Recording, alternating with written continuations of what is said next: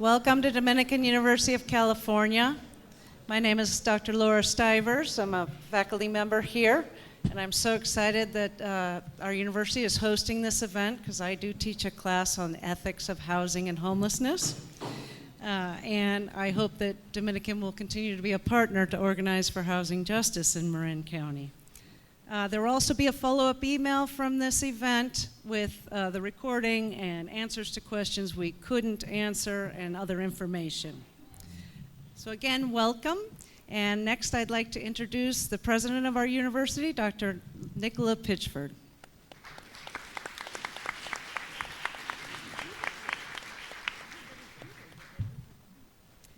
Thank you. And certainly I would like to thank everybody at Dominican who helped to put us forward as the host for this event, which I'm just thrilled by. So my thanks to Dr. Stivers, also to Julia Vanderin, who heads our Center for Community Engagement, which is the focal point of so many of our deep community partnerships. One of the most valuable and sustained and multifaceted of which is with Canal Alliance, and we are so honored to be able to partner with Canal Alliance. And I would also like to thank Sarah Gardner, who works with me on communications, media relations, and public affairs for the university and has been part of these hosting conversations from the start. So I'm delighted that this is a sold-out event. And I think that speaks to how timely and needed it is. I'm also delighted to see so many leaders from the nonprofit community here and the advocacy community, and so many elected officials, some of whom I know and some of whom I have yet to meet. And I wonder if those of you who are elected officials would mind just standing for a moment and sort of waving so that we can see your presence.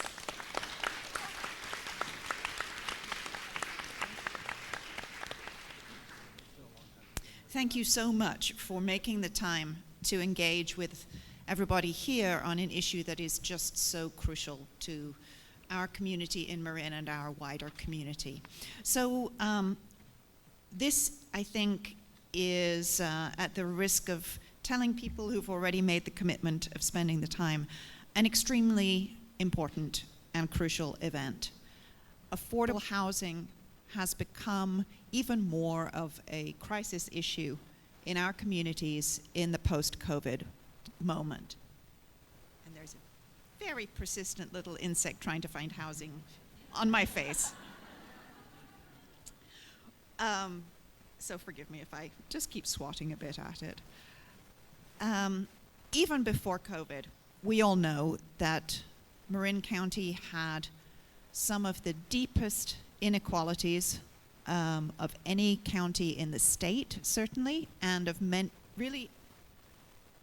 some of the deepest in the U.S., including places that are often stereotyped as the most inequitable, including in the Deep South. These are entrenched inequities. They are economic and they are racial. And they are expressed in the most immediate and lived way in terms of housing, absence of housing, and commuting, therefore. And that impacts all of us, including the most privileged among us. It impacts us in environmental terms.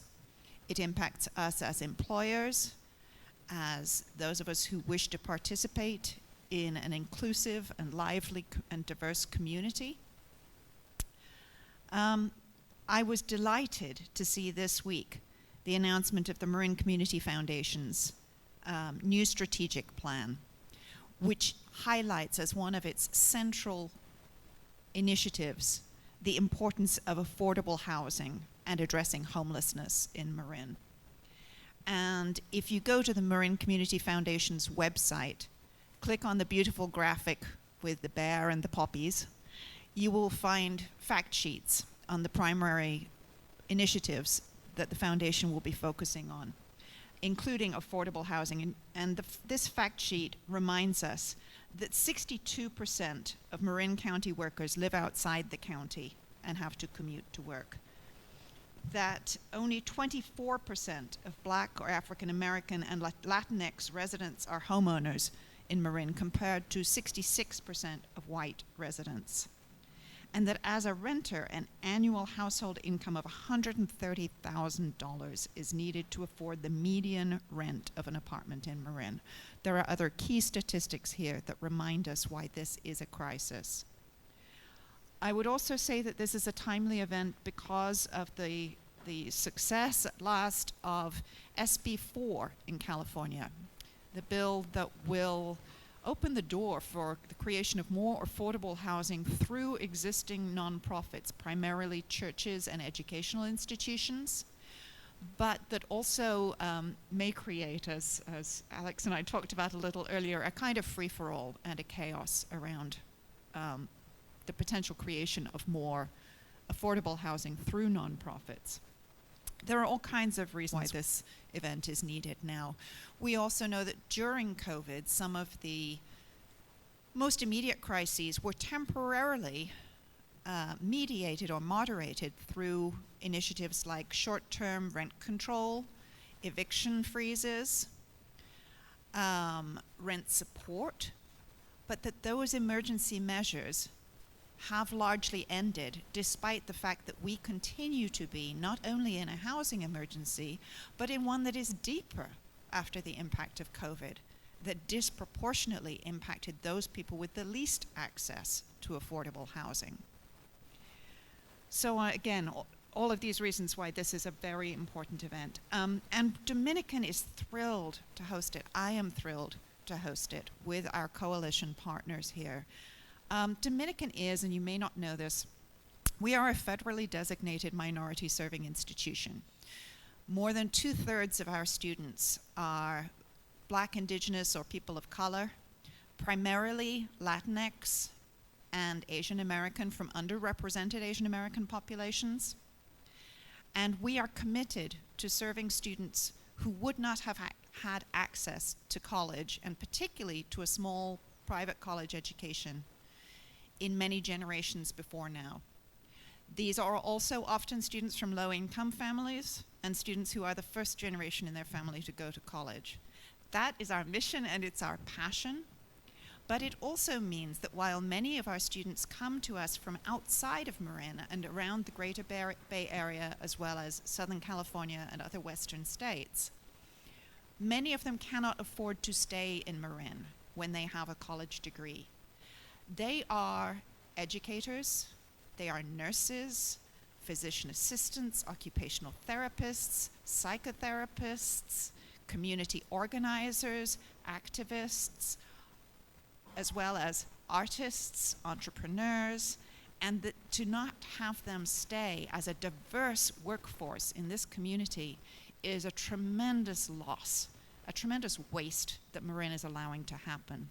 I would also say we are one of the largest employers in Marin, and our employees spend a very long time commuting because most of them cannot afford to live near their workplace. And that includes not only staff, but also senior faculty who cannot afford to live reasonably in Marin. So we have a very strong vested interest that is not just a moral one, but also a practical one in moving forward this conversation. It's a conversation that cannot happen without a coalition.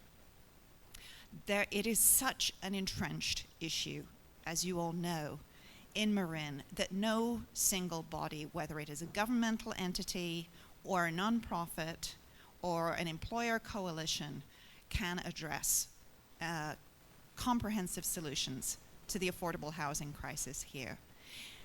But it's also a crisis that, for good and ill, is the creation of policy choices. We have to take responsibility for that. We have to look at it squarely. There has been a long history that has not yet stopped of policy choices that have created this crisis for us. That also means that we can fix it, because we, and really the people in this room, among many others, are the policymakers of our county. We have to have the belief and the will and the practical structures that this conversation today, I think, will really move forward. We have to center and uplift collaboration to solve something as deeply entrenched as our problem here. And I am delighted and energized to be part of the launch of whatever is next, and particularly honored to be here with the coalition partners who are represented, most particularly a chance to honor and foreground and uplift the work of Canal Alliance, our partners, our siblings, our neighbors, our friends, to whom we have a profound commitment in joint education of the community. So with that, I am very pleased to introduce Jenny Silva of the Marin Environmental Housing Coalition, who will facilitate this conversation. The Marin Environmental Housing Coalition is an activist organization that focuses on affordable housing with an equity and racial justice lens. Thank you for your work, and thanks very much for hosting today.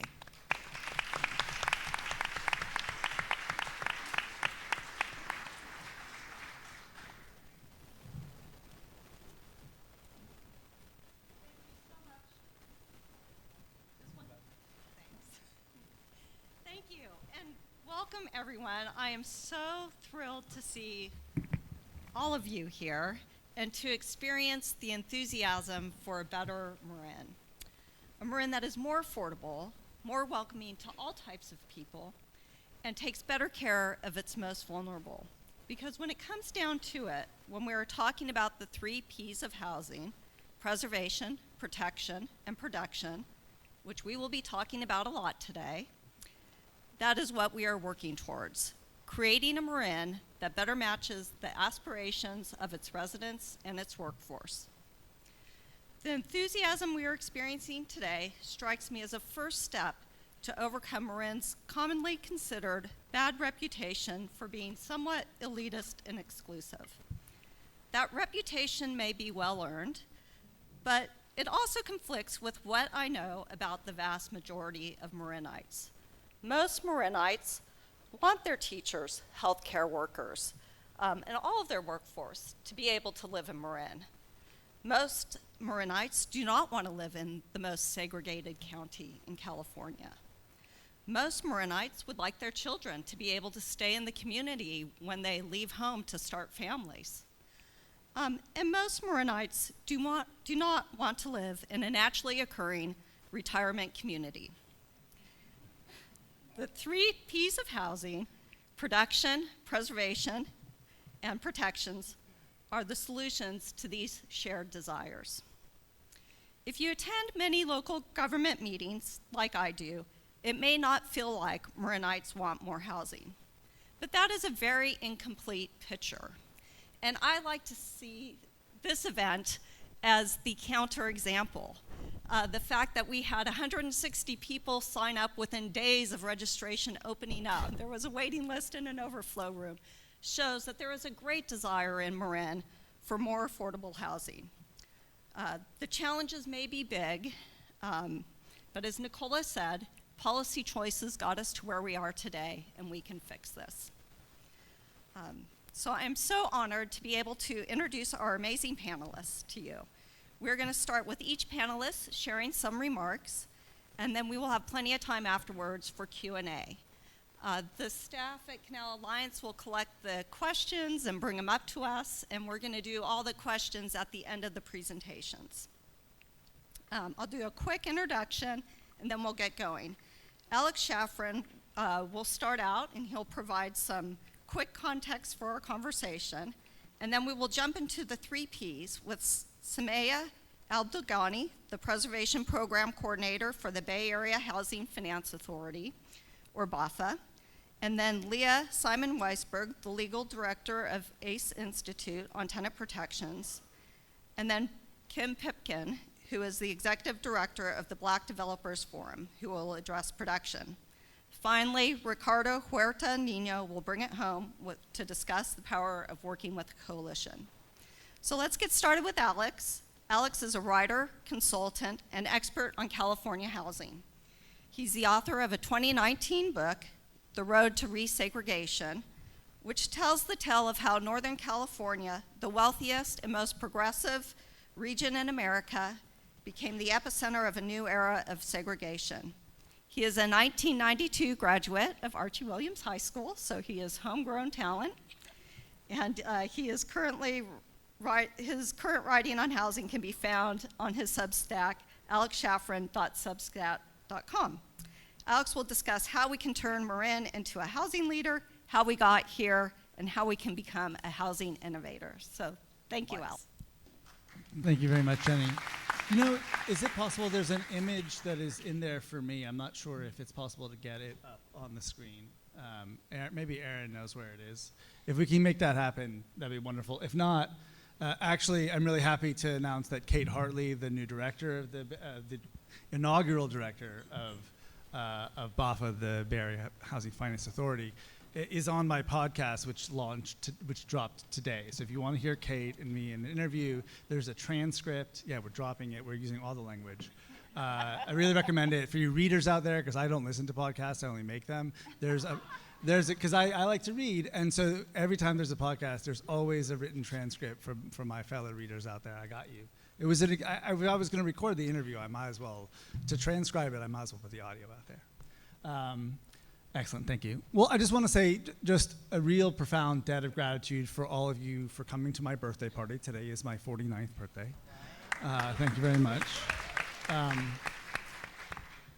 I'm going to be relatively brief. I'm the historian on the panel who has spent a lot of time in this county. It's really great to see my family here. My Aunt Isabel lived around the corner in San Rafael for 45 years. My cousin went to SR. I'm a Marin kid through and through. It's good to see some old Marin friends in the back. There's a bunch of class of 92, even from TAM, kind of a second-rate institution, in the back. So I'm just really grateful. And the most important thing that I think I want to say before I really kind of get started is that everything that I talk about and that we talk about, and by we, not just the folks on the panel, but Jenny and Omar Carrera here from Canal Alliance, we owe deep, profound debt. All of our partners from Legal Aid of Marin, from Community Action of Marin, from Marin Community Services, from all the organizations that are here, is that we're not going anywhere. This is not a panel of like, you should do this and you should do this. This is a we should do this. And some of us still live in Marin. Some of us come here because our parents still live here, work active. Some of us, our organizations are working here. We may be regional organizations, but we're committed to this. This is a very much a, Marin, you can do it, we can help vibe. And I know that, again, the organizations and many of the individuals that are in this room are committed to the long haul, and this will be long. Housing is hard, and we've not done a particularly very good job in Marin for the last 50 years, and I'm 49, so it's like, maybe it's my fault, though my whole time on this planet, we're kind of behind. Maybe since 1973, actually, would be a good day. I'll talk about that in a second. So this is going to take a long time. It's going to take a lot of deep breaths. It's going to take that deep commitment from the folks that are in this room. And I think, again, the majority of you are here not because you needed to be convinced that we had a problem, but perhaps because you were looking for pathways to be able to really make a difference. And the hardest thing about housing is it's so big. If any of you were involved in the housing elements cycle that we just did, where every one of our jurisdictions has a housing plan, even the smallest jurisdictions have 20, 30, 40, 50 things that they say that they're going to do in housing, and doing even 5 of them is going to be difficult given the resources that they currently have. But by working together, we can do more of those things. And that's the vibe here, right? How do we get to the point where we have that capacity? So that's really important, I think, to begin with that commitment, with those deep breaths. It's going to take us time. And so again, I'm the historian, and I wrote a book called The Road to Resegregation, which has a small chapter about Marin County, or a small sub-chapter that's not particularly flattering because it covers the last 50 years of Bay Area history, and Marin's role in that housing history wasn't particularly beautiful. But nor were the housing histories of most of the rest of the Bay Area. We are in very good company, I guess. So I was asking myself, so where do I want to start? And we're at this anniversary that I know many of you are paying attention to. Jenny Silva wrote a beautiful piece in the IJ on the 50th anniversary of the famous 1973 plan about Marin County. And this is a plan that was historic in many ways, that did amazing and wonderful work to preserve so many of the parts of West Marin that we hold dear and we hold special and that are a fundamental part of our identity in Marin County. But it was a two-part plan. It said, don't do the housing over here, and then do a bunch of housing over here. And guess what? We didn't do the other side of the plan. And so the thing is that, again, people will get into this either-or conversation. So much of housing is using these 20th century ideologies of either-or, going back to either you're a socialist or you're a communist or you're a capitalist or whatever you are. These are all very either-or distinctions that just don't work in the 21st century. We should have preserved much of the land in West Marin, and it's great. It's probably a good thing that we didn't build Marin Cello and that we didn't put a highway through Sleepy Hollow, even though the idea of a highway through Sleepy Hollow does kind of give me a little bit of a chuckle. But the problem is that we didn't do the other part, and now it's time to dedicate the next 50 years to doing the other part. And that's what we can do here. But I was going to start with an image of that plan, but I decided actually I wanted to do something earlier. So this is a collage done by my mother, Ruth Shaffron, of what for me was one of my absolute favorite things about growing up in the county. The thing that I was sort of proudest of. I was from this little village, and we had this building that was an absolute icon by one of the most famous architects of all time, an absolutely future-looking building.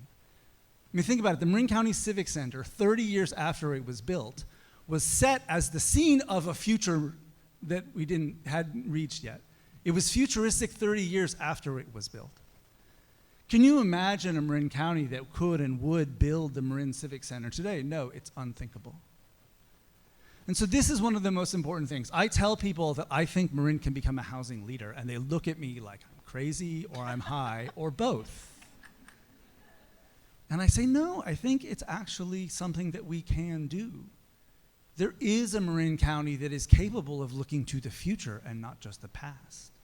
To imagine, okay, what does a future Marin really look like that really embodies the ethics and the values that many in this county would hold high, and that at the same time keeps us safe and keeps us housed because the fires are coming and the floods are coming.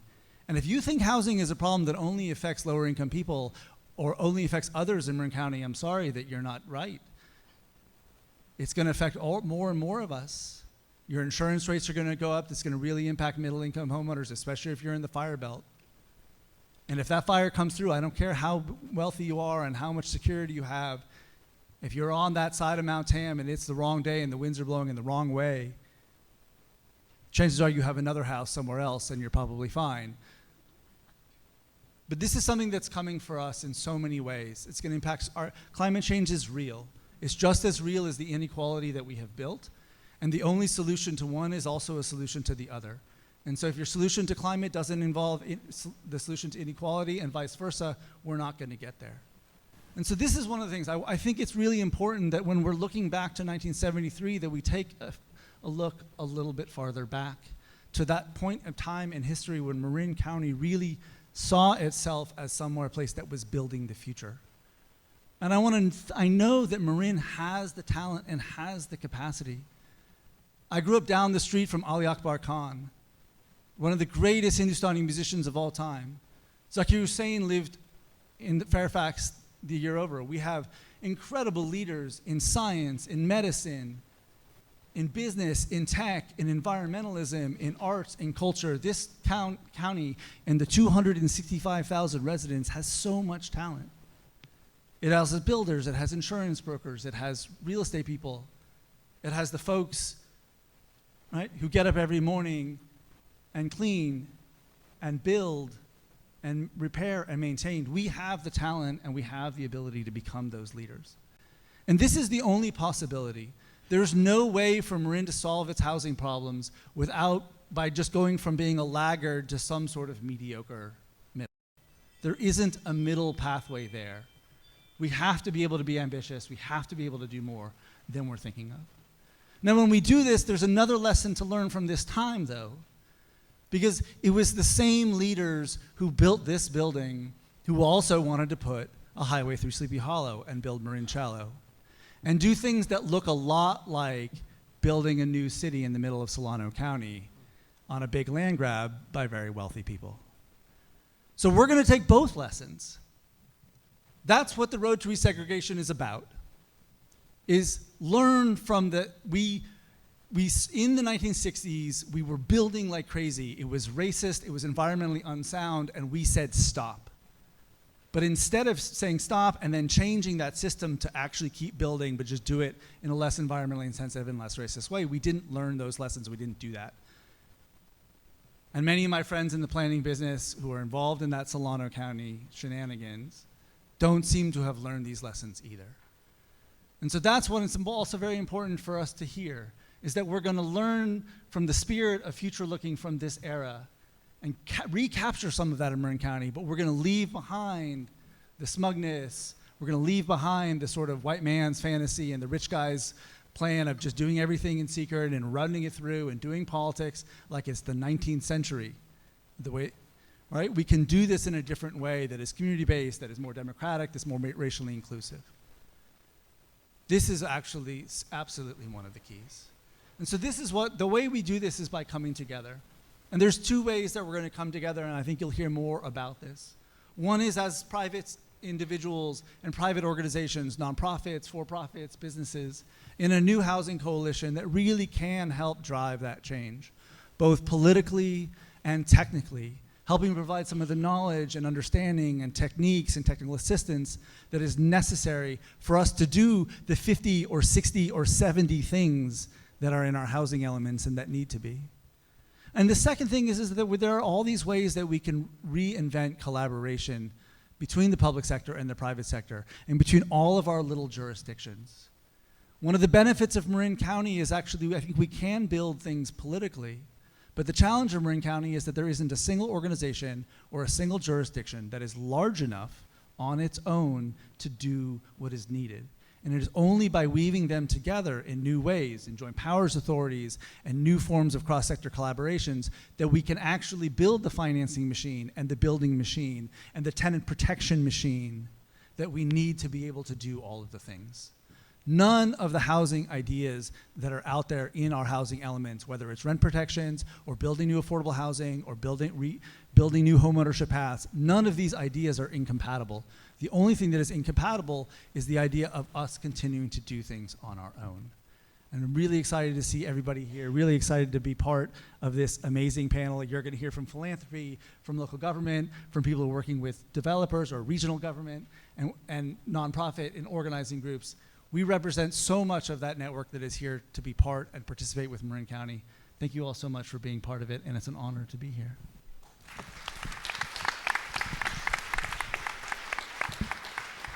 Thank you, Alex. That was really terrific and just such a great point. Marin was so groundbreaking when it stopped Marincello. But to your point, we did not fulfill our promise, and we can be groundbreaking again. We can be innovators once again. And with that great introduction by Alex, I'd like to move on to our 3 Ps. And we are going to start with Samaya Abdelghani, who will discuss housing preservation and BAFA and how our regional housing agency can help Marin build and preserve housing. Samaya is the Preservation Program Coordinator for the Bay Area Housing Finance Authority, a recently launched authority created to provide regional solutions to the affordable housing crisis in the Bay Area. She leads the development of programs to preserve affordability of the existing unsubsidized and at-risk housing stock and to protect current residents from displacement. She is also preparing BAFA for the infusion of an unprecedented capital through a regional ballot measure in 2024, which we hope will pass. Samaya brings a decade of experience in affordable housing development, technical assistance, and public program implementation. So, thank you, Samaya. Thank you so much. This is on, right?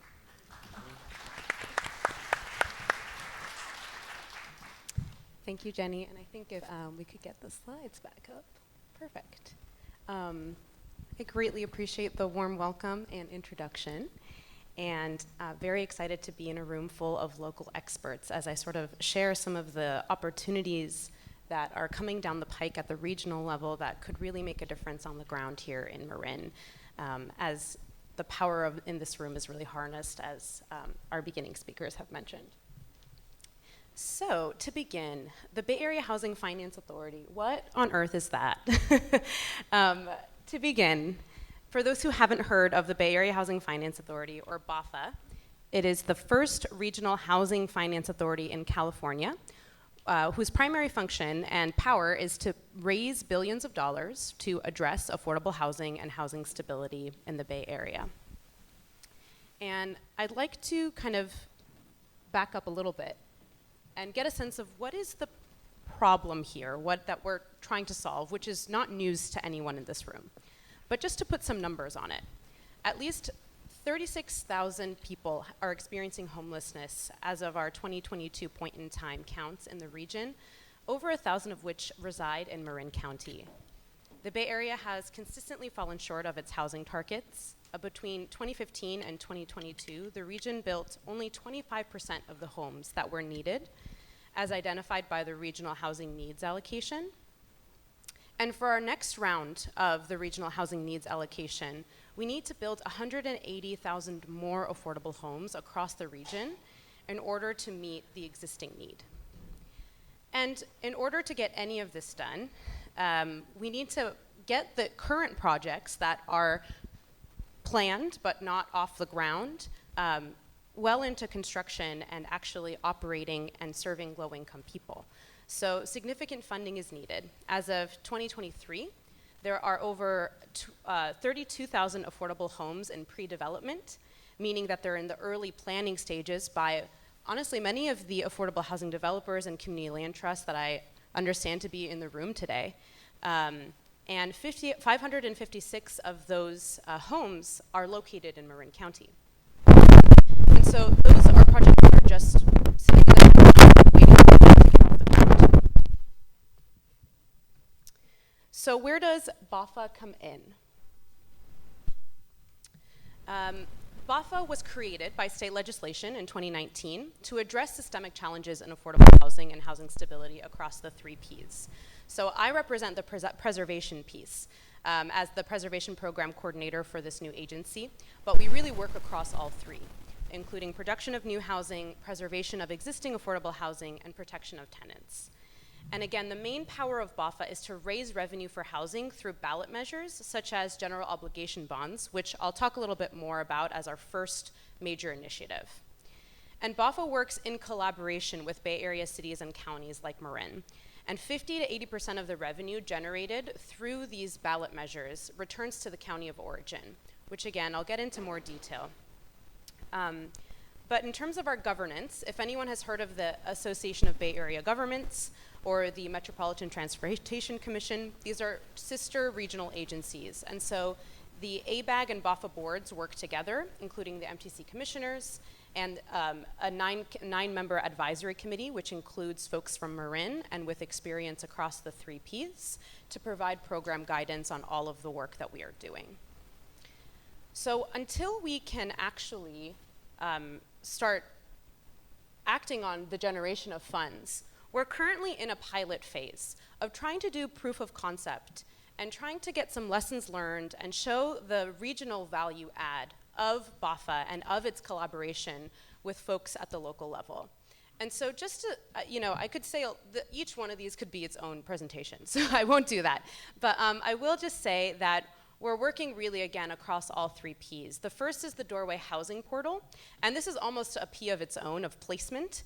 It's an online affordable housing platform that makes searching for affordable housing much easier. If anyone in this room has ever tried to apply for affordable housing, it is the most painfully excruciating process that ever existed.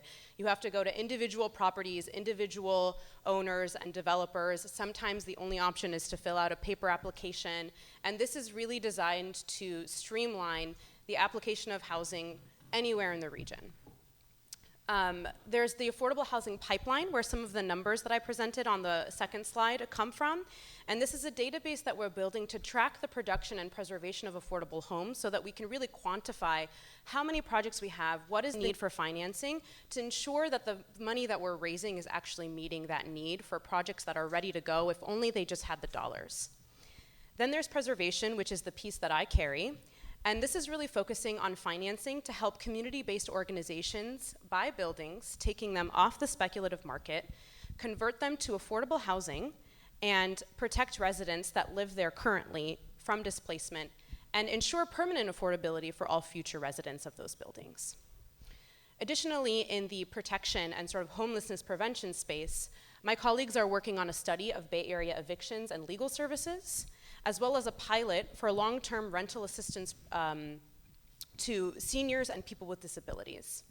So lots of really rich work already happening as we sort of build up the momentum towards a regional funding measure, which I think is something that folks are really excited about, and there's a lot of energy around.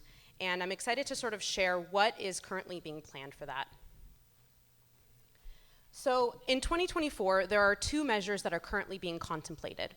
The first is an advocate-led statewide constitutional amendment that would enable affordable housing general obligation bonds to be approved by a majority of voters instead of the current 2/3 requirement. And so this, across the entire state of California, would really improve our chances of being able to generate funds for affordable housing. And one thing that's not named on this slide is that there's also another piece of this constitutional amendment that's currently being proposed to also expand the use of general obligation bonds beyond just bricks and mortar. So currently, preservation and production are eligible uses for the general obligation bond, but there's a desire to expand those uses to soft costs, which could include things like protections. The second is the general obligation bond that BAFA is leading at the regional level in the Bay Area to raise anywhere from $10 to $20 billion. And this could provide between 35,000 to 80,000 new homes across the 9-county region.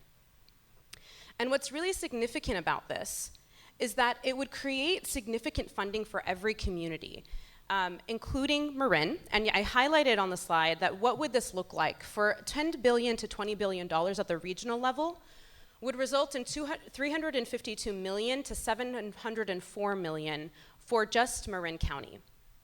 And so this is really an exciting opportunity to be able to, again, harness all of the talent and dedication in this room to actually provide the resources needed to get the work done. And so what could this funding be used for? There are certain rules in the statute that creates BAFA and the revenues that it generates around what different percentages of this funding and how it must be used across the 3 Ps and sort of other uses. And so it slightly differs. So I forgot to mention, 80% of the funding that is raised goes directly back to the county of origin based on assessed value. So that $350 million minimum that would go back to Marin is part of that sort of county of origin 80%. And the remaining 20% would stay with BAFA to implement complementary financing products alongside the local dollars. And so the rules are fairly similar across the two, with some small distinctions. So 52% of both pots must be used for production of new affordable housing. 15% must be used for preservation of existing affordable housing. 5%, again, of eligible funds, so if the state amendment passes, 5% would need to be used for protection, but other revenue sources require that 5% for protection. And then at the local level, 28% is flexible, and that can be tailored to local needs here in Marin, versus at the regional level, we have a 10% that needs to be used for sort of local government incentive grants, and then another 18% that's flexible. So what do I mean by these kind of high-level numbers or categories of production, preservation, and protection?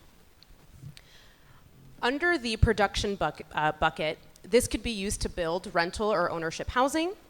It should prioritize projects that meet our regional housing needs goals. And the affordability could go up to 120% of the area median income, but is really envisioned to prioritize our very low income RENA goals. And with preservation, this can be used for either rental or ownership, again, of existing homes with existing residents that can be taken off the speculative market and put in the hands of mission-driven developers or even tenants who are looking to purchase the homes that they live in through cooperative ownership models or home ownership models. And then under protections, there is legal services, rental assistance, relocation, tenant education, and displacement data collection. And then unallocated funding can be anything around affordable housing or housing-related uses. So I'm running out of time, so I will gloss over this very wordy slide. But basically, we're doing a whole host of public meetings that we really encourage folks to tap into. Here, let me actually just cut to the chase.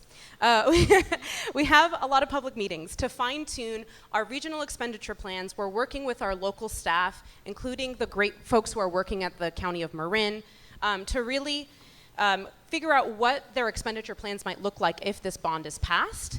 Your participation in all of these public meetings is very much encouraged, and they're published online, and I'm happy to share the links that are on the slide. If you want to stay up to date with what we're working on, sign up for our mailing list, visit our website, and we have this email address if you have any questions, bafa@bayareametro.gov. And with that, I thank you so much for giving me the space.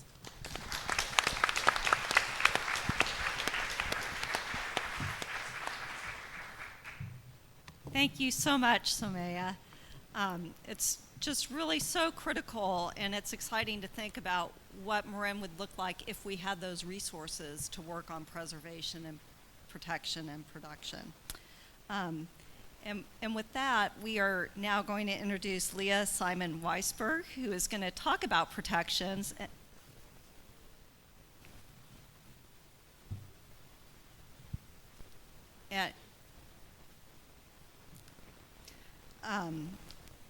Leah will talk about tenant protections and what we can do now in the near term in order to better protect the renters in Marin County. And this is really a critical issue. Displacement is happening now.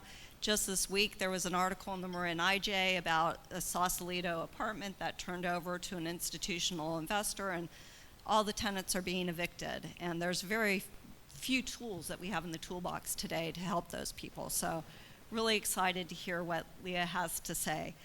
Leah is the legal director of ACE Institute. The Institute works to improve the lives of traditionally underserved residents through leadership development, policy creation, civic participation, and community empowerment. Leah has a long history in housing and tenant protections.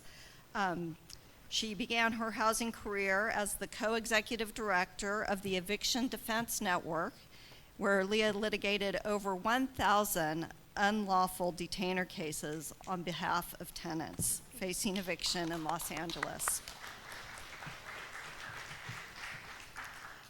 She also served as the directing attorney of the tenant rights practice at Centro Legal de la Raza and oversaw the anti-displacement programs for the County of Alameda and City of Oakland.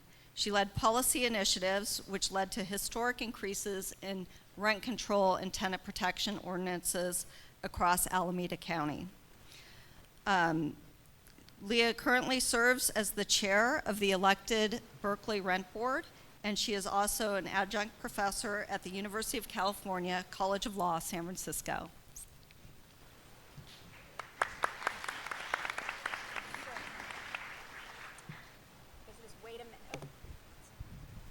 Wait a minute for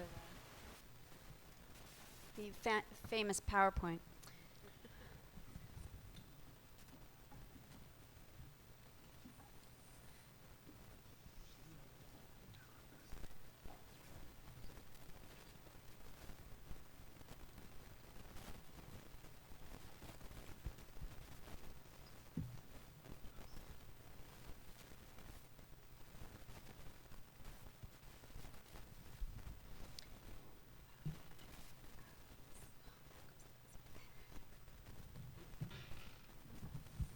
I feel like all I know how to use is Zoom now, so I'm like, wait, what?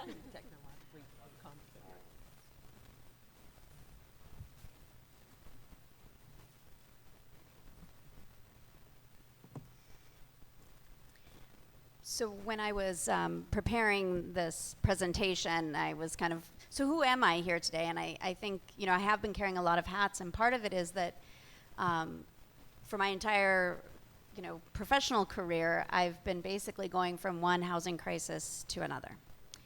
And, so as a lawyer, as a tenant myself, I'm probably the first generation that if you were in legal services, you don't own your home. And that is going to be a real problem because we also don't have pensions. And my father's actually involved in helping Berkeley pass it was rent control back in those days. Now we only have rent stabilization. But so I literally am the age of that ordinance. And I think what's really hard is that because there are a lot of policies that we need to implement, and I think we were talking about how in the 60s and 70s, there are a lot of things in front of folks and we didn't choose it. I think that was a really insightful kind of thing to point out. So we'll go to the next. Anyway, I'm bringing in, I think, a lot of the different hats I hold to what we're going to be talking about today. So, I've been doing this for almost 20 years now, and I remember the moment when people said 3 Ps. And it seems so simple now and so obvious, but it really was an aha moment of none of these policies are going to work on their own, but they can really work together, and they're all equally important, and we need to be doing all of them. Next. Oh, it's me. Are you doing it for me? How did that? You can. That's great. So what I'm going to be talking about is one part of the pieces that we need to do, and that's the protection side. So there's essentially 5 kind of big picture protections that I hope every community will have soon. And, obviously proactive code enforcement. People are still living in really poor conditions because nobody is paying attention and tenants are afraid to make those requests. And proactive really can make a difference because everybody is playing with the same expectations, that if you have tenants who are afraid to call the authorities or tenants who have more than enough gusto in their life that they can do that. There was a study in Boston that showed that basically if you're white, upper middle class, you got repairs. And if you weren't, even if you were you lived in the same neighborhood. So proactive can make a big difference if you don't have to have it be complaint-based. Then we obviously have rent stabilization, which I'm going to get into more detail, and just cause for eviction. Legal services. When we look at how we are responding to the end of the moratoriums, the number of legal service attorneys is really making a difference or not. And I think, the entire county of Sacramento has 2 housing attorneys. Alameda has over 100. And, so it's all of these things. I mean, I think that's, for me at least, the theme is that we need all of the 3 Ps, we need all of the protections. And if we do, we won't be 50 years from now having the same conversation of, well, my grandmother, when she came and spoke here at Dominican, she talked about this. And then anti-harassment ordinances are essentially consumer rights for tenants. So next slide. So I'm going to start talking about rent stabilization, and I have to say it is my favorite topic in the world. So I'll try not to get too nerdy. But one thing I always like to say, this is not a new concept. The Pope in 1470, it's one of the earliest documented moments when a government said, there's too much rent gouging. The Pope had recruited a lot of Jewish craftspersons and business people to come to Rome to fulfill positions. Does that sound familiar? We recruit people to come work in our community, and then suddenly there's not enough housing, and apparently the chief rabbi went to the Pope and said, look, thanks for inviting us, but we're leaving because we have nowhere to live. And so the Pope said, okay, I can fix this. So, and then we've had it many, many times since then, and I always like to remind folks that here in the United States, every single city had there's a rent office. And what that meant was landlords had to go and register the rents because there was so much rent gouging during the war, because so many workers were brought to new cities, and often it was folks who were immigrants and African Americans who came up from the South. And so, again, we're not going to come, you're going to have empty factories because we have nowhere to live. And also, obviously, the government stepped in and built housing for so many of these workers. Next slide. So this is a list of all of the different housing policies we have in California, somewhere. And some cities have all of them and have lower rates of displacement and fewer unhoused people. Berkeley's a small town, but we had 0 evictions during the pandemic. 0 people were forced out of their home, and we had to put them in housing. We are one of the few communities that actually has fewer unhoused people today than we did at the beginning of the pandemic. And I believe it's because we implemented almost every single policy on here is in Berkeley.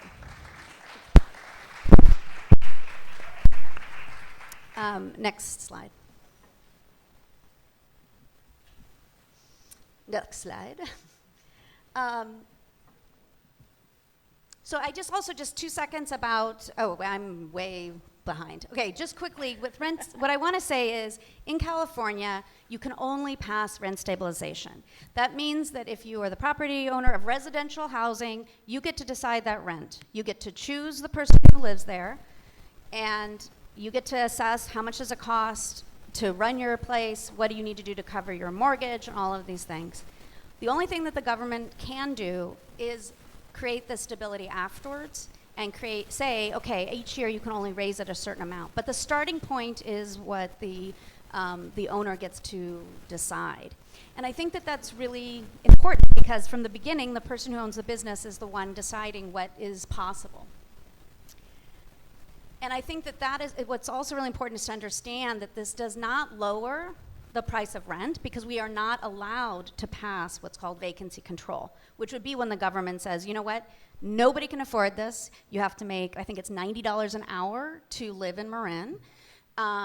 And, you know, so we're just lowering the rents. We cannot do that in California. That would lower the rents. But what it does do is it says, when I moved in here, I could afford it.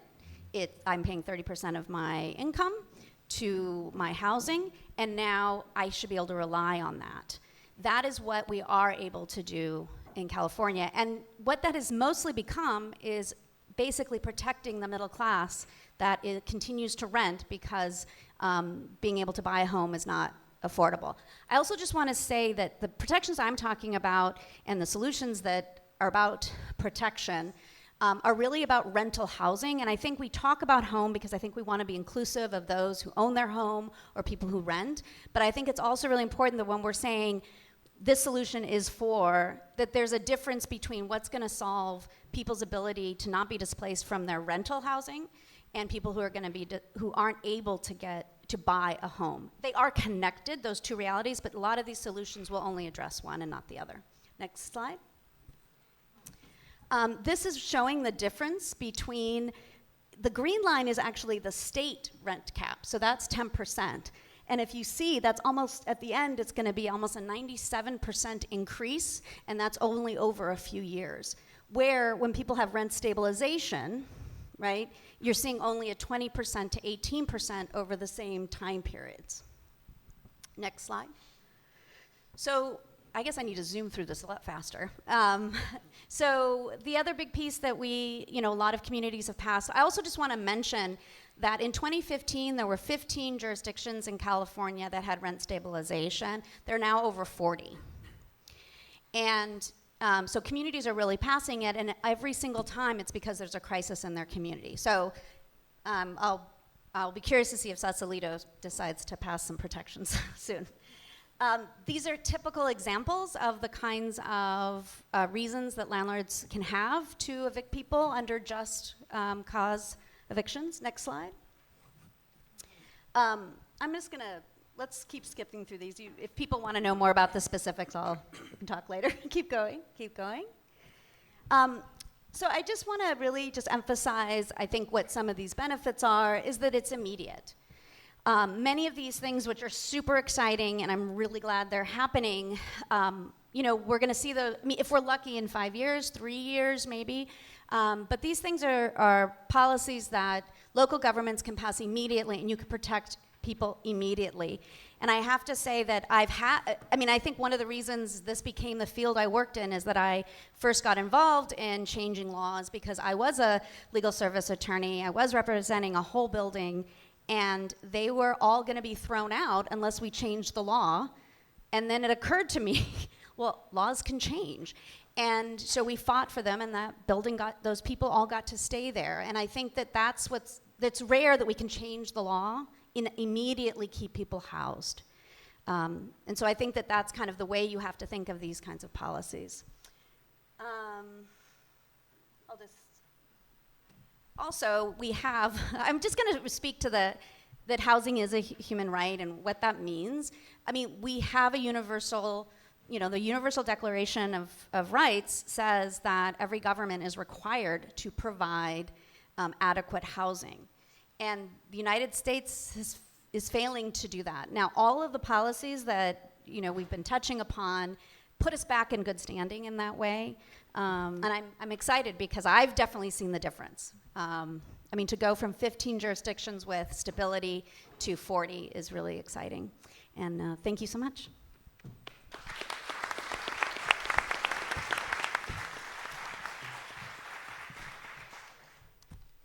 Thank you so much, Leah. And I think one thing that's really clear after listening to your presentation is there is a lot that we can do to help prevent displacement. Next, we want to move on to production, and we have Kim Pipkin, who is going to talk about how Marin can help support BIPOC and women developers, helping to produce more and better housing by changing who gets to develop housing. Kim is the executive director of the Black Developers Forum. Through advocacy, education, and engagement, the Black Developers Forum strengthens the capacity of its members to create housing at all affordability levels. She brings decades of leadership experience in the design, construction, and real estate field with an emphasis on business transformation and coalition development. Kim is passionate about capacity building, community engagement, and developing programs that increase opportunity and access to capital for Black real estate developers who are significantly underrepresented in the industry. Kim received her bachelor's degree from Antioch College in Yellow Springs, Ohio, and an MBA from St. Mary's. She's an active member of the Urban Land Institute and the Commercial Real Estate Women San Francisco chapter. So thank you very much. Oh, and she is a planning commissioner in San Anselmo, so she is in the weeds. Yeah.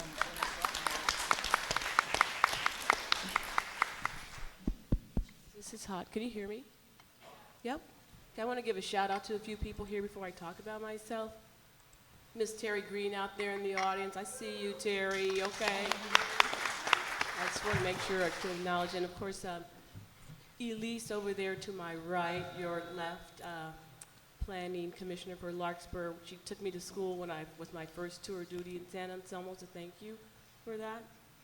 So I appreciate it. And my friend here, Stephanie Hellman, in the crazy town of Fairfax. And I got a few friends out there. Anyway, so I don't know where to start. I didn't get a presentation because I'm not that kind of girl. I was motivated by Alex here with his very passionate opening salvo, and I wanted to say I'm not a Californian, I'm a Hoosier. And my point of view is one of being a Midwesterner, which is straight, no chase, direct, high utility quotient, get it done. I don't care about your political party. I'm also going to self-confess that I am a pro-business and a pro-development person. I think most people are reasonable, and subsequently, you can do business with reasonable people. It's usually the outliers that you have challenges with. So anyway, I am the executive director for Black Developers Forum. It is an emerging nonprofit that started 2 years ago, or excuse 2.5 years ago, in part based upon the two things, the murder of George Floyd, and then also COVID.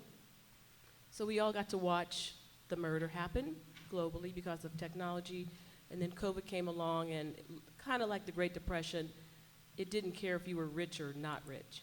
And so I think that the two brought and amplified injustices even more. And so what happened as a result of that is a lot of black families thought, what happened to that money that my aunts and my uncles put into the cowpers and cowsters? Like, where did that money go? What's the return on my investment or their investment? And it turns out that people at those organizations were basically taking those funds of my aunts and your people and reinvesting them into higher resource neighborhoods.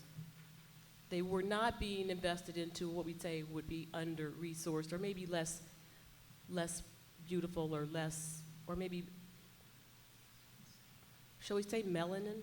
We're going to talk about the people here. So I get what I'm getting at is, turns out that my organization wanted to have a black pool, a black fund that was dedicated solely to black developers developing in their own community. But the state can't do that, so we have a BIPOC fund. And that BIPOC fund was largely implemented through the efforts of my organization. I was not there at the time. But those funds are available for BIPOC developers to help to create affordable housing. I actually personally don't like the word affordable housing because I don't really know what that means. I want to live in Seacliff, but I can't live there, okay? I'm making that up just so you know, right? I might want to move to Roth, but I can't live there. So really, I'd like to talk about housing, all levels of housing. I should be able to live where I choose because I want to live in that community. So it's difficult to imagine for somebody like me, and I'm going to keep it real here and we'll get to production. What does it feel like for somebody like me who has all the master's degree? I left one of them off on purpose. But what it feels like for somebody like me who gets asked very often, am I lost? Yeah. I get out, I mean, not once a month, but maybe at least twice a quarter. Am I lost?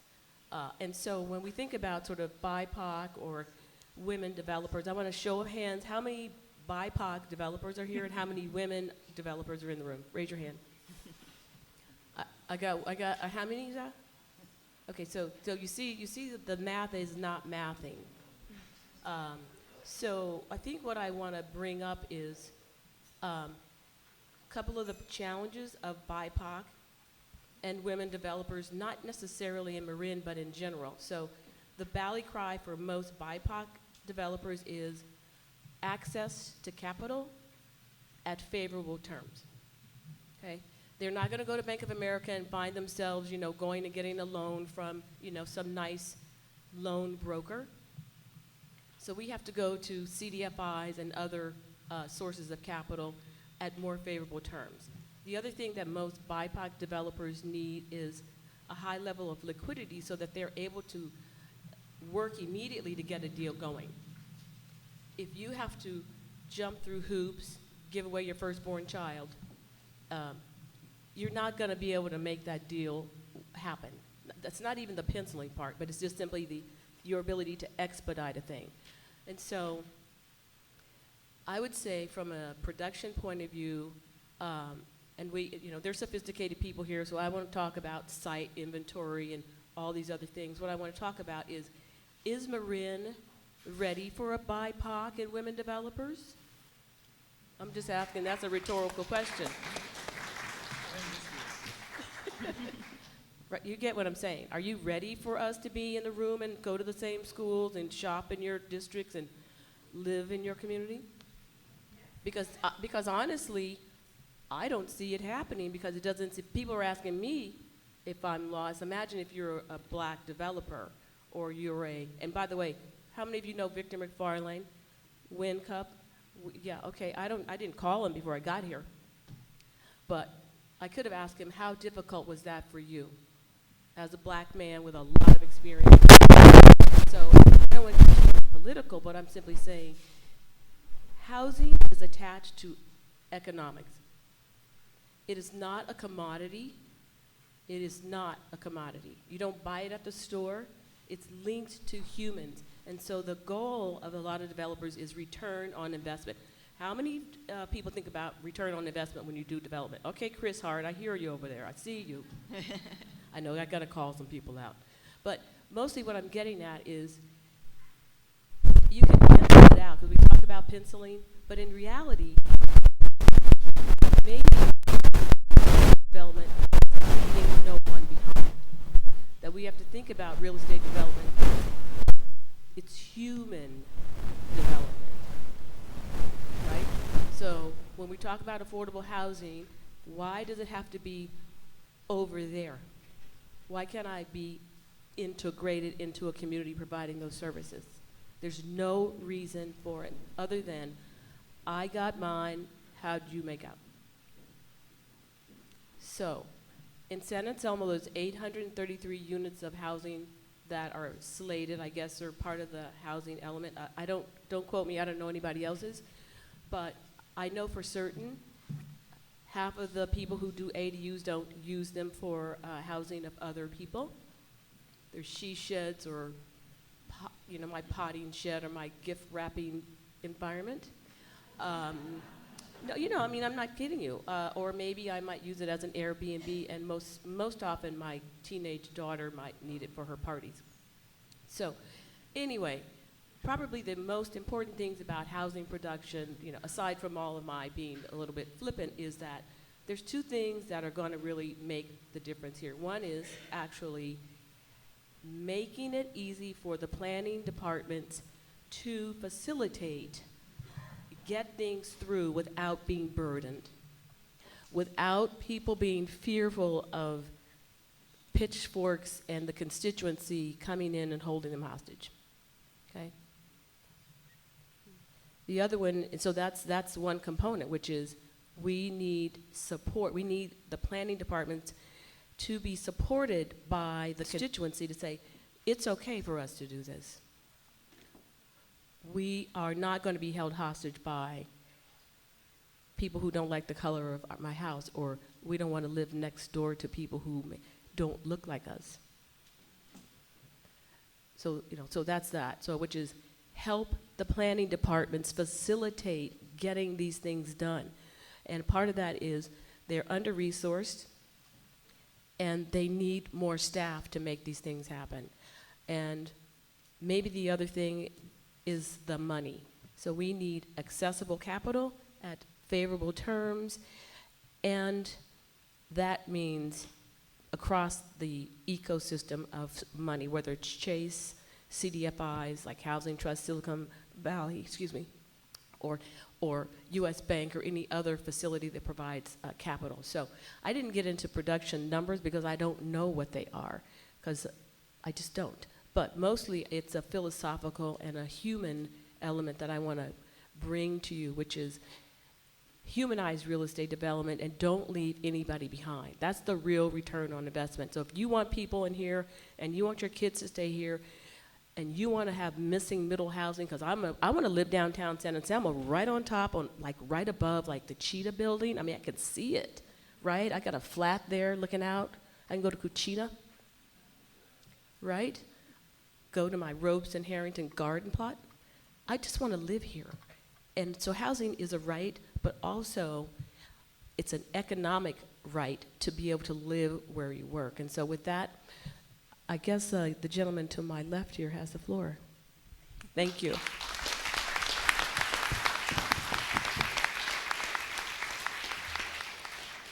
Thank you so much, Kim, and it is so clear that Marin has a lot of work to do. To bring it all home, we have Richard Huerta Nino, and he is going to talk about the Canal Policy Working Group, how Marin can build on the pandemic support for the canal to bring a strong multi-sector coalitions across the county to change our housing landscape. Ricardo leads the Great Communities Collaborative and Strategy Development and Partnership, which works to create a more equitable Bay Area where low income and communities of color can thrive. He works with funders and partners to implement policy and financing strategies in the region. Ricardo previously was a consultant to nonprofits, local governments, regional agencies, and philanthropic foundations.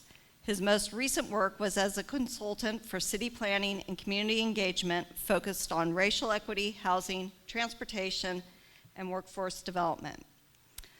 So we're really pleased to have Ricardo here to share his experiences. Thanks. Thank you. Thank you. I'm sorry. I will have 15 minutes is what I'm told. I'm sorry. I'm sorry, I forgot. I keep forgetting, but please write your questions down on the cards, and we are going to have people come and collect them. And so, Ricardo, now you truly have the floor. Sorry Thank you. for I've reset interrupting. my clock starting now. It's 10 minutes? 10 minutes. Okay. I've got a lot to say. It's been quite a while since I've been on a panel, so please forgive me. The pandemic and everything else. But I want to give you a chance, if you want to join me, to stand up and stretch this for 30 seconds. I'll give up 30 seconds of my time. It's been an hour and 20 minutes. Thank you. I know some of us are very cozy and toasty in this warm room, and some of us are sweating. So I appreciate whoever put the fans up, because that's for me. I appreciate that. Thank you very much. And time. So again, thanks everybody. I prefer to be standing, but I don't want to be different, so I'm just going to sit and kind of bear with it. So 10 minutes, all right. I want to say a couple of things. I'm not class of 92 of any Marin County high school, but I am class of 2014 with Alex out of Berkeley, so Berkeley is represented here. And it's just funny because as I came, I was like, I don't know anybody in Marin, and then it turns out I know a lot of people in Marin, so I know some folks in here. I'm going to call out your names in a second. My connection to Marin goes farther than 2018, but officially started in 2018. I'll talk about that in just a second. I was invited by the city of San Rafael in 2018 to come and do some community engagement. It involved the Canal Alliance, the Canal neighborhood, and it was around the general plan and updating the housing, and so that's how I started here in Marin County, and I want to talk about that in just a little bit, but I was referring to Alex because in his talk he mentioned, what is incompatible, and what's incompatible is our not working together on these issues. So I think that is probably for me the message that I want to part with you. So you saw me taking notes. So I brought some notes that I thought I was going to say, and it was just going to be about my work. But I want to go step back just a little bit and share with you how I came to Marin County, and then highlight some work that was done when I was around, and then some work that continues, and then I'll tie it into my work now. Just tell me when it's 5 minutes. Yeah, I've got 2.5 so far. Okay. So what brought me to Marin, which was this project we were doing in Canal, in the district, and we were doing community engagement a little differently. Some of you might know how we typically do community engagement and planning. You set up a meeting on Saturday, you invite people, you might give them some food and some childcare, and then you just sort of talk at them, and then you say, what do you think? And then everyone calls it a day. So we did it differently in the Canal District. We were looking at housing, and we did a semester-long session focused on capacity building for people to understand what is housing, what is city planning, what are your rights, what are the roles, who makes these decisions. And then let's make some opinions. Let's give some opinions about how this works. So out of that came, I'm very proud to say, the work came out a neighborhood-specific plan that we're trying to promote, officially and unofficially, because the Canal community is very different, as you all know. So I'm going to actually be reading a little bit. I don't like to do that, but I just wrote some notes I want to share with you. So what brought me there was came for this work, and then some of the opening remarks noted that it is these deepest inequities in the state. I cite that, and then I realized it's actually in the country, so that's pretty deep. I'm from Fresno, and if you say deepest inequities, the greatest inequities in any county in California is what I had read, and so I was using that. I was like, well, that's why it's important to do this work. Coming from Fresno and Kern County, Fresno County, that's our own deep south in Central California. So I was saying a lot. And so the positive side to that is that there's enormous potential for this county to actually lead, to be a model, to be what the future is. I love that you opened up with that future. Like, what is that future that we can actually construct? Because there are places where deep inequalities are so entrenched economically, socially, culturally, that it's going to be a while before we get there. But if you look at the politics of Marin County, there's hope. There are some folks who are really working who really want to make that change. So what brought me here was that project. What keeps me here is that opportunity that I see the folks that I've met. 2, what keeps me here? The idea that, understanding the idea that in San Rafael, 30% of the population is Latinx. You don't see that in the power structure. You don't see that so much. Only certain communities and only certain parts of the city. And yet 30%, that's enormous. So there's a great opportunity there. But also the idea that it's got the density of Manhattan, but not skyscrapers. So look it up. I didn't believe it, but you look it up and it's actually true. And you realize how many people have to live in this one-bedroom apartment for that density to take place. I have to talk fast. I know, I got you. Okay, the immigrant profile. It's pretty unique compared to San Jose, compared to Oakland, compared to San Francisco. Pretty unique profile, compelling profile. And it does not have the long-standing Canal Alliance notwithstanding, robust nonprofit ecosystem that other places have. So it's ripe for potential. So then looking at the region, you see that there are actually pockets of potential across the whole county. So as this work unfolded, we identified other places, other cities, other parts of cities, and unincorporated areas. 3, what kept me here was this evolved from working for the city to working with Canal Alliance, this is before my current job, on this policy working group. And included the leadership of Omar Carrera, which, I mean, I think all of us here are pretty impressed by his work. Thank you, right? We're here because of him. Well-deserved round of applause and much more, Omar. So Canal Alliance leading, bringing folks together, and really shifting the political landscape locally in a really positive, collaborative way. And I also want to credit the local folks that participated and have continue to participate in the multi-sector collaborative. I want to congratulate Mayor Kate was part of that on a weekly basis, really shifting, becoming a champion and shifting the way that she understood, if you'll allow me to say, the issues. Like to meet weekly with nonprofits really was a beneficial opportunity to really dig deep and be held accountable. And Mayor Kate's willingness to be there to take it and become a champion was really laudable. Also, Vice Mayor Micah as well, always there from the very beginning. So having those folks and having that trust really moved this forward. We also had Supervisor Rodoni, who I don't see in the room, right? But yeah, representative from his office, nice. All right, thank you, Supervisor Rodoni. Marin Community Foundation, the Chamber of Commerce. When I tell people outside of Marin that the Chamber of Commerce was supporting, they're like, no, the Chamber of no, yes. How? That's the whole reason, right? It's the whole point. Multi-sector collaborative. We need the private sector to understand what's at stake. It's your employees and it's your client base. So we need you on board. Find that common ground. More than 20 nonprofits were part of this on a weekly basis, being informed of what was happening, and UCSF and Dominican University. Am I missing anybody? Those are my impromptu notes here, so pretty good. It was an all-hands-on-deck response to the pandemic. So the inequities, what was the inequities? During the pandemic, 80% of the cases that were happening in San Rafael, 80% were happening in the community that represented only 30%, the Latino community. So whatever we were doing, we were not doing enough, or we weren't doing the right thing, and it needed not just one approach, it needed all hands on deck. And out of that, there was lots of policies, lots of ordinances, rent freeze, moratorium extension, just really moving quickly. I'm sorry, I forgot some folks. County agencies, lead county agencies, housing, economic development folks. Lucy was there, nonprofits. So lots of folks, all hands on deck, really moving the policy together. What can we get done? How fast can we do it? What are the hurdles? At the same time, typically you find that the nonprofits are leading that. This was really all hands on deck. So the successes that were out of there were really impressive, and it had this shift, this political shift, and it had a shared leadership model. I've got 2 more minutes on my clock, yeah? Okay. And then, so that was fantastic. I moved on, we kept in touch, and now I'm in a role at the San Francisco Foundation, an initiative called Great Communities Collaborative. We fund in 9 counties around housing, transportation, land use, and climate resilience. And we've moved to funding local projects that are multi-sector collaboratives. Our flagship, and I keep meaning to remember if that's a military term or not, but our premier group is the Policy Working Group.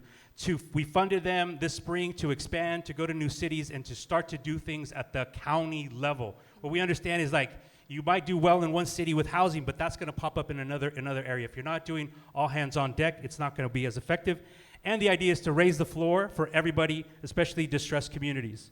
And so the last comment, because I've run out of time and not thinking, I thought I had 5 more extra minutes, is this idea that we're funding across the region. We're looking to Marin as the model for this collaboration. We know that this housing effort is part of that. Countywide is the way to go. We're actually thinking about how then do you do a North County, 4-county across the North Bay to collaborate, not only around housing, but around climate change, climate preparedness. We understand that the bigger cities, the cities that are closer to the Bay, have a different reality than those who are in the agricultural areas. Those are the folks who get the smoke and the fire and don't get it in their language, and that's what we need to double down on. So I look forward to continue to work with the policy working group, and I'm open to having, if you want to reach out and know more about that, I'm happy to share with you. Thank you, everybody.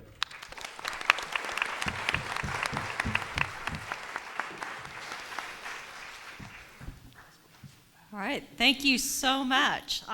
We're going to move into the Q&A portion of the session now, and I see we have a lot of questions. Okay, we're going to do 3 questions, but before we get going, I'll just let everybody know that we are going to answer all the questions that were submitted and send those back out to everyone who requests the recording. So if we don't answer your question live right now, don't fret, we will answer the question. So this question, community relations in Marin City have been disappointing related to the housing project that is putting unwanted housing in an area with the most affordable housing in all of Marin. Other unincorporated areas do not have nearly as much affordable public housing. How is this fair? How do we resolve and heal the continued oppression of Black residents in Marin City? So that is a big question. Is there anyone who feels? This is I'm glad that we advanced right to the hardest questions. By the way, thank you to the question sorters.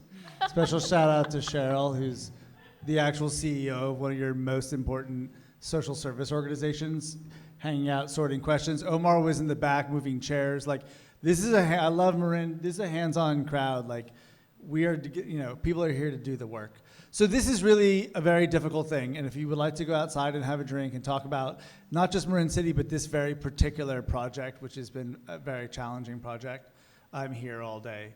It's a very hard thing. I mean, again, part of the challenge in Marin City is twofold. On the one hand, some people are unhappy that there's going to be more quote-unquote affordable housing in a neighborhood that, has far and away more official affordable housing than any other part of Marin County. There are other people in the community that are concerned that that the housing itself is not actually affordable to the majority of Marin City residents because the affordability is set at area median income, and the median income in Marin County is very, very, very high. So somebody who is at 80% of area median income, which may be eligible for this project, is earning a lot more money than the average Marin City resident. And so you have both a challenge of people in Marin City wanting housing and needing housing that they can afford, and this project doesn't feel like it's delivering it, even though it's getting a significant public subsidy, and other people feeling like, oh, we have so much of this, that should go elsewhere. Those are competing ideas that are both trying to be solved within this one very particular program that, again, is coming out of this larger effort on behalf of the state. So that project is a very particularly difficult project, and I don't have any solutions for that specific project. The question for Marin City, though, I think is a different question than it was asked earlier. Earlier in the day, I did a little mini class for Dominican students and other folks about my book and about ideas of segregation, and somebody asked essentially the same question. Right? How do we think, when you go and you spend time on the Marin City-Sausalito border, you see an old-fashioned form of segregation that feels like it might be 1955 in some ways. Maybe with fancier, newer, what used to be the flea market, I'm going to show my Marin County bona fides. That's now a shopping center, but otherwise. So I think it's just a much longer-term conversation about how to do right by Marin City. And so let me just give you, a couple of ideas. One is that some of it is going to have to do with giving more voice and more control and more ownership, both politically and economically, of the housing in Marin City to folks who live in Marin City. That was a choice that the county had in front of it. It couldn't get there. It can still get there in the future Whatever the decisions were made about Golden Gate Village, those can be changed in the future, and we have to have a pathway where Marin City residents can flourish. We also have to recognize how many generations of Marin City youth and folks are no longer in Marin County, that now live in Antioch and in Vallejo and in Santa Rosa and in Stockton and in Elk Grove and so many of the places where the African American community in particular has moved to and made home. So a future of Marin City, A, involves possibilities for those folks to come back to Marin, but not necessarily to Marin City unless that's what they choose. It also means allowing folks to come back not just as residents, but as builders, as investors, as all the folks that make money in housing. Housing is a massive industry. And so this is one of the most important themes that we have to internalize. Yes, policy and politics were a key reason why we ended up so unequal. But the industry, both now the nonprofit affordable housing industry and the for-profit housing industry, are massive. They're huge. They have been fundamentally part of every policy decision that we ever made. The reason why we started building public housing en masse and then pulled back from it en masse was because the development industry didn't want the competition. The development industry is part of every housing decision that we made, good, bad, or ugly, and they need to be part of these types of transformations. And people of color in Marin County need to be given the opportunity to be just as much part of the industry as part of the policy-making process. And then, and only then, will we be able to get to some sort of justice in Marin City. But it's going to require a lot of patience and time, which is something I don't mind asking of most of the people in the room. The hardest part is to ask folks in Marin City to be patient, because they've been patient since 1940, whatever. And that is the challenge. I'm going to so jump to in those of 'cause us who are here, I just say thank you. I know Alex will let me jump in No, because I know you please. can go on. Can I just say two things? One, I love to state the obvious. It's the following. It's been several decades of billions of dollars of investment in this kind of development at the federal level. So I always sympathize deeply with local communities who are trying to make a change. This is a federal problem that requires federal monies, that requires federal commitment. And I think at the local level, what I'm hopeful about, I'm just going to keep saying this, is multi-sector collaboratives and having big industry, local industry on board. Like who helps the mayor make better decisions is people who have the mayor's ears, people who mobilize. So I just want to make that plug, that we understand that there's a federal role here in rectifying this and putting much more money into it. And then in the meantime, I think it's really working with large institutions, local institutions, to sign on to these changes. That's all. Thanks. Next question, and I think this is for Samaya. Can BAFA fund creative options like converting office space, co-housing, down payment assistance, and grants? Yes. Truly, I have to write down each of those specific examples, but generally, the benefit of kind of the different buckets across the 3 Ps, and I really appreciate Leah's comments about the importance of all 3 happening simultaneously, and the fact that there are also flexible funds that each local expenditure plan can think thoughtfully about their specific context and what is needed in their own communities. So redevelopment of aging commercial districts and areas into mixed-use neighborhoods, absolutely. I heard co-housing. We have the preservation bucket that I manage. I'm particularly excited about opportunities to really support community land trust models and collective ownership models, in addition to sort of cooperative rental models, and really thinking about ways to get a foot in the door. Sorry, it's getting late in the afternoon. Get a foot in the door to start to be able to build equity towards ownership of their properties, right, is one thing that I know. And already amazing work happening in Marin County with the Bolinas Community Land Trust, the Community Land Trust of West Marin. So many creative things already happening up here that we would really be excited to support if this bond passes. I heard there were a few other things on that list that down payment assistance. Yeah, so again, like home ownership is something that is an eligible use for the local expenditures under both production and preservation. BAFA's regional pot, we can only use our preservation dollars for home ownership. But again, there are many opportunities in different buckets to kind of do that work across the board, and really excited to see sort of the local priorities come through in those local plans. And just actually on that note, if I could add, BAFA offers so many opportunities, but it's also important that we start to see and organize around the opportunities that are available statewide.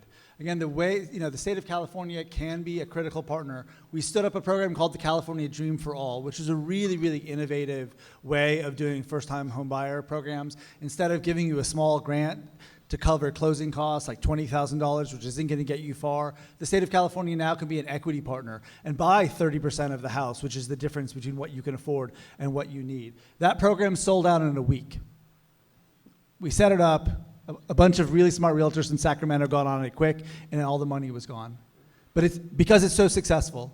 And again, there's no reason why we can't partner with the state to encourage the state to add more money, or start to build a program like that of our own where we can match with state and, again, work with BAFA. As BAFA grows and evolves, we can grow and evolve, and the state of California can be there too. Right. This is a question for Leah Simon Weisberg. But the question is, since there is little empirical evidence for extra rent control solving the issue of affordable housing, and since supply and demand accounts for the most major influence of the cost of rental housing, how can you justify rent control being the solution? Well, first off, I don't think we're saying the solution, because we need to be doing all of the different pieces. And there is, I think that what we know is that in California, for almost 40 years, we had 15 different cities that had the stability. And I think that all we have to do is look at the fact that why do people want to own a single family home? The reason is because you basically have rent stabilization, right? Your mortgage does not go up, and you can rely on that stability. And that's the same thing, and the reason why rent stabilization is so appreciated by the tenants who get to live in it. It's interesting, the question of empirical evidence of what one of the things, again, I've been doing this for 20 years, and one of my favorite things to hear is based on a study in the 1980s, which was apparently every economist in the world thinks that rent control is bad. And, if you think about what people wore in the 1980s, I don't know if we want to rely on studies from the 1980s. But what I think is really fascinating is that when you look at that study, it was actually about strict rent control, which means the government decides all rent control, all of the pricing, and says, your rent can be $500, it doesn't matter anything. And, there are a lot of, so often when we see these comments of this or that. But recently there were 26 economists, and famous ones, and ones that teach at all of our fancy pants, schools, that sent a letter to the federal government saying, well, we actually are the leading economists in this country, and rent stabilization is really important and really works. And that, and I think that in terms of supply and demand, supply and demand is kind of a modern idea, and rent stabilization is much older, because remember, the Vatican was really into it in the 1400s. But I think one thing that's important about all of this is that we're trying to create stability. And we are in the worst housing crisis that we've ever had in the United States. And I was at a conference last weekend with electeds from around the country. And I'm talking about deep Mississippi, Wisconsin. Every single elected, the most attended panels were about housing. And that's because there's no square foot in this country where wages match the cost of housing. And so it's not, to talk about in theory, yada yada. People are really suffering, and there's an indignity that we have been tolerating, and we have to take action. And I think that, again, some of these we can do immediately, and some of these are going to take time, but we need to take action, and we can't have another generation that can't do anything because they're spending 60% of their income on housing instead of 30%. That we have a whole generation that can't afford to send their kids to school. I mean, we have to take, I think, real strong action, and I think it is making a difference. And all you have to do is look at other countries, and they have way more stability. I mean, the happiest people in the world apparently are the Danish. They have the worst weather. Their food is terrible, but they have really strong housing policy. And you know who's the most happy after that are the Norwegians. Really bad weather, and they also have really strong housing policy. So let's. I think we need to try, and I think that it's worth trying. If I can add just one thing, people ask me this question about rent control all the time, and there's very clear empirical evidence that rent control and rent regulation saves lives, and that's why I support it, because it does it's a tool that does this one thing, which is protect people. Insurance reform helps insurance. Programs that help home ownership. Programs that are designed to help housing production. Housing is this really diverse field, and has very, very specific things. And people are concerned about all of this sort of sure, there are lots of kind of unintended consequences and externalities and all this kind of stuff. But for the most part, we can design things that do the one thing that they're designed to do, and they don't do other things. And so if somebody needs help moving in and out, they need supportive housing, only supportive housing will help them. If becoming a homeowner is a really central part of their dream, and that's really important, something that doesn't do homeownership won't help them achieve homeownership. It has to be a program that helps homeownership. And that's what I was saying earlier. Our housing elements have 50 things in them. All of them are important. And we need to work together to achieve all of them. That doesn't mean that you have to work on every one. There may be something that you don't support, or you don't necessarily believe in, or that just doesn't move you emotionally, or you don't have the time or the bandwidth or the resources. I'm not asking all of you to go out and become a housing expert and work on 50 things. But what I'm asking for all of us to be able to come together and build a coalition and build a collaboration in Marin County that sees us able to do all of those things without fighting over which thing is more important. Again, Heather McGee was here, the author, in San Francisco a few weeks ago, talking about her book, The Sum of Us, and the theme of the conference was housing beyond the zero sum. And zero-sum game has been such a central part, not just financially, but ideologically. My housing idea is the best, and your housing idea is crap. That's just 20th century thinking. A 21st century Marin can realize that almost none of these housing ideas are incompatible, as we said earlier, including rent control and building thousands and thousands of units of new, shiny, wonderful, livable, affordable, and sometimes quite expensive. Because guess what? It's going to be expensive to build, no matter what it costs no matter what you're paying for it. Right? We can do all of those things and protect our most vulnerable citizens at the same time.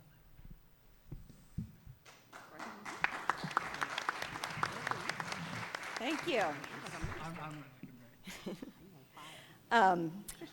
What role or activities do you think are important for nonprofits and funders to play or do differently moving forward to advance the 3 Ps?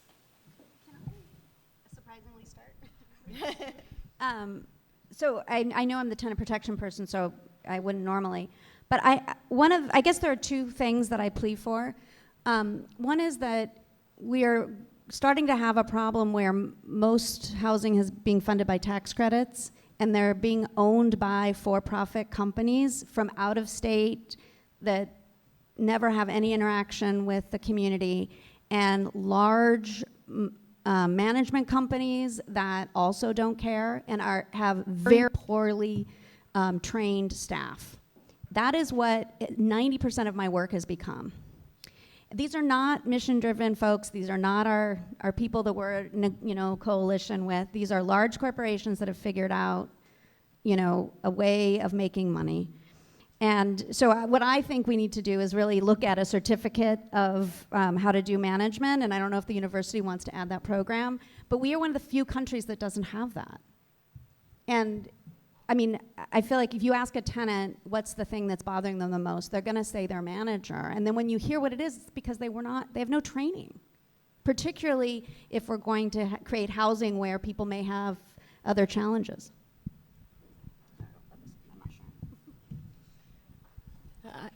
Yes, shout out for her. Yes, that's true.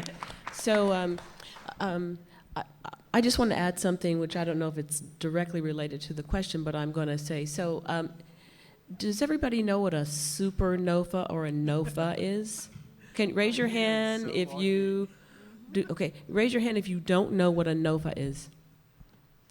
So it's an acronym for Notice of Funds Available. Okay. So notice of funds available. I don't know what makes it super or less super, but anyway, what Marin counties, at least what I saw, on the interwebs, is that Marin County has a supernova, and it's $5 million. Like, that is no money.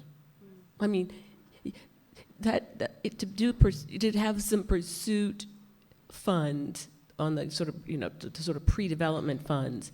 So basically, if you said $5 million is what the supernova is for Marin County, I don't know math very well, but basically it probably at, say, maybe $1.50, you're probably only going to get 30 units of housing. So if you're a developer, let's say I'm a developer, and I want to do development here, and I applied for that supernova, and I don't know, is the author or the architect of the supernova here? If you are, raise your hand. But essentially, if I was a developer and I wanted to apply for that supernova fund, I mean, I don't know how much they're going to give me. I mean, are they going to give me basically enough to pay a few people some salaries? But so again, when we talk about tax credits and things of that nature, you have to incentivize, if that's a word, people to do those deals so that they're actually fiscally sound. I mean, you can't do squat here with $5 million. Okay, let's just talk about it. And how many? Can anybody here do something with $5 million? I don't know. Just so I'm just trying to say, from the county's point of view, all these rich people, all these people who have a lot of land that has value, you could pitch into the church basket and make that be more money. And this is what we're talking about here is a collective, which is you have the ability to do those things. That's only if you want to see change. Otherwise, some of us are going to go to the upper room and our kids are not going to be here and we're just going to be, a barren land. But I'm just saying $5 million in this county supernova fund is not enough. In terms of outsiders, I mean, we already don't like outsiders. That's why I'm like always being told that I'm lost. So imagine if you're a management company who doesn't care about us, those people should be said, are you lost? Right? So I think the collective spirit of us here, forget about empirical data because I don't care about it, which is if you really care about where you live, remember I'm going to say it all the time, humanize real estate development. It is possible, and mostly associate that with people being able to make a living, because economic justice is the same thing. They're aligned. If I can live here and be safe, stabilized rent, not trying to push people out of Marin City, which they built, we might be able to do something. We got, I don't know, how many people live here, Alex? 265,000. That's like no people. So I mean, that's like a lot. You could actually do something. Like, that's a civil rights movement. So, I'm putting it down here. I'm putting the gavel down. If you really want to see some change and be the change? What does she say? Something like that? Then it's here in the room. So, more money in the pot for anybody who's developing housing at all levels. Be the change you want to see. Be the change you want to see. And be open to the fact that there are some good outside people, including me. Okay? So I don't know if that's off topic, but anyway, there you have it. Well, I think that's a perfect place to segue to our closing comments. And we are very grateful to have Jonathan Logan from the Marin Community Foundation here. He's the VP of Community Engagement. Before I hand over the mic, I just want to remind everybody that we do have snacks and drinks after Jonathan's comments, so please come and stay, and you can chat with the panelists and other people that are here. We really appreciate you being here. Let's give one round of applause to the panelists.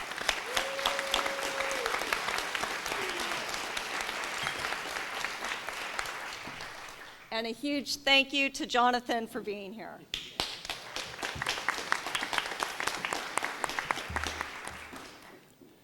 So the worst place to be at the end of an event is in between refreshments and good conversation. So I'll plan to move pretty quickly through some closing remarks.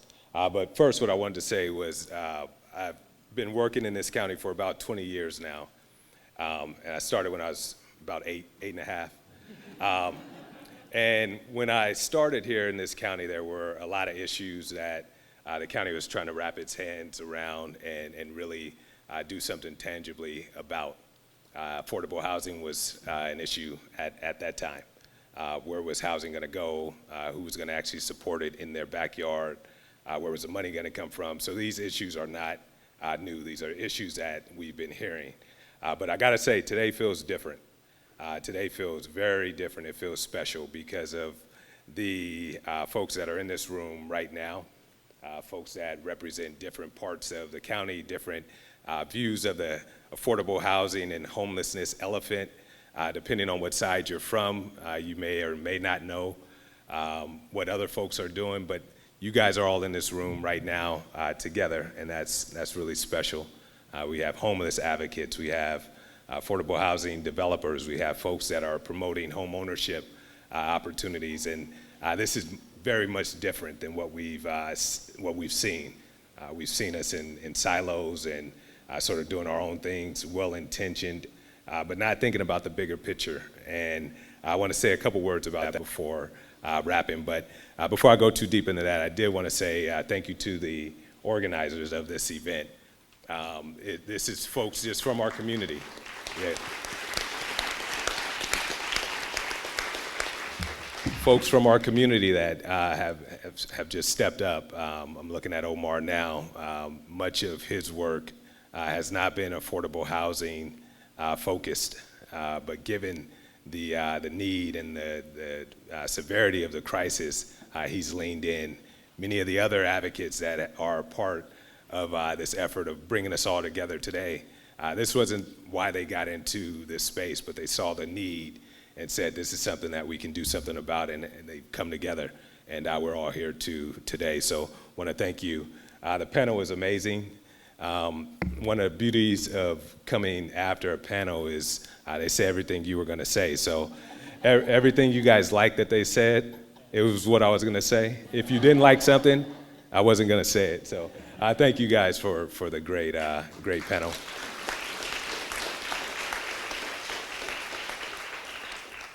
So a couple observations. MCF just wrapped up a strategic planning process, and it was a really important process for the foundation to go through to really start to clarify what is it that we want to be as an institution for the next 30 years of our existence. And one of the things that we did, and it was a very important exercise, was really to think about the mission of the organizations. And those of you who have relationships with community foundations beyond Marin County, oftentimes they're structured as just essentially philanthropic banks. People with a lot of money, they put their money into a community foundation, and then they can make withdrawals in the form of grant recommendations to the nonprofits that they choose. The Marin Community Foundation, through our process, we decided that we wanted to be more than just a community philanthropic bank. And part of that was really rethinking our mission. And what we came up with was that our role in this community is to support the mobilization of community and the power of philanthropy in order to achieve equity in this county. And so this idea of folks coming together, if we could have scripted it, we would have had our strategic plan in place, and we would have been organizing this event before you guys got to it. Fortunately, we're on the same page, so it's really, really great to see. But what that means for us is a couple things. We have the ability to really shape community will as a community. Oftentimes we think about the economy, we think about the market forces that impact housing in our community, and we think about those things as these external pressures that we have absolutely no control over. Folks are doing these things to us. And I'm reminded of a conversation I had with Stephanie Moulton-Peters years ago, and we were talking about traffic, and just this idea that when you're in traffic, you're not actually in traffic, you are traffic. We make those decisions, we're a part of it. And similarly, on the positive side, we can also do something about affordable housing in this community, and it starts with us sort of creating public will, public pressure to do some of the right things that need to be done in that regard. There was a question about Marin City, and I'm just kind of going down my list. And the one thing I would want to say is that as we're pushing for affordable housing in this county, we have to be clear that you can't do things for the community. As all of us are well-wishers and supporters, we stand in solidarity with our neighbors all across the county. We can't do it for, we have to do it with. And so this idea of where affordable housing gets placed, how it gets developed, what's the public process, we have to ensure that voices, particularly voices of folks that have been marginalized and left out of the process for many, many years, they have a seat at the table and can help drive the direction of where this housing conversation goes. The other observation that I would just offer, or maybe this is more of a call to action, is that we continue to blur the lines, the silos between the folks that are working in this space. There's a lot more that we can do if we do it together. The forces, the powers that would want to stop affordable housing from happening and developing affordable homes here in this county, oftentimes they're not bigger, but they have louder voices because they're more organized and we get out organized. And so a big piece of our work is being sure that we can continue to blur those lines and those silos that exist so that we can maximize the impact that we have in this space. The other sort of two call to actions that I would, or three maybe, is just one that Samaya talked about, which is BAFA and lowering the voter threshold. I'm not going to get into the details of it. She did a great job of presenting it, but that's something that we all can lean into as a community. Alex's point that, you know, we can't just come in and be bystanders in this conversation as a county. Marin County has an opportunity to lead, and so as we're thinking about how do we get people out to the polls to support these ballot initiatives, first learn about them, study up on them so you can talk to your friends and your neighbors, but then we want to get these things over the finish line. It really will make a big difference for the goals that we all have here in this room. And then the last two is just around the housing elements. I went on the website, HCD's website today, and 4 of the 12 municipalities, jurisdictions that are required to have housing elements submitted actually have those elements submitted and they're in compliance. There's others that are still in process, and so I know elected officials are working hard to get those over the finish line. Us as citizens and residents, we can really work to ensure that that happens in a way that makes sense for our communities. The last thing, again, I'll just come back to this notion of leading and Marin County as a leader. 80+% of our land here in the county is protected. It's open space, and it's going to be that probably for forever.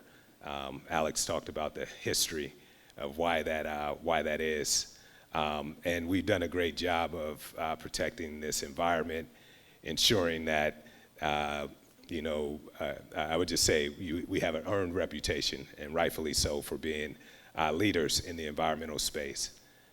We can do the exact same thing in the housing space.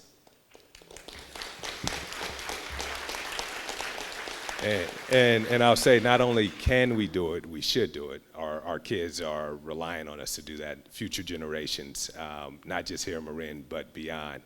We really can be, you know, as they say, and it's a little corny for me to say it now, but be that beacon that's shining and pointing the way for other municipalities and jurisdictions to follow suit. So this has been a great event. Thank you again to all of the organizers. Thank you all for being here today, and have some refreshments.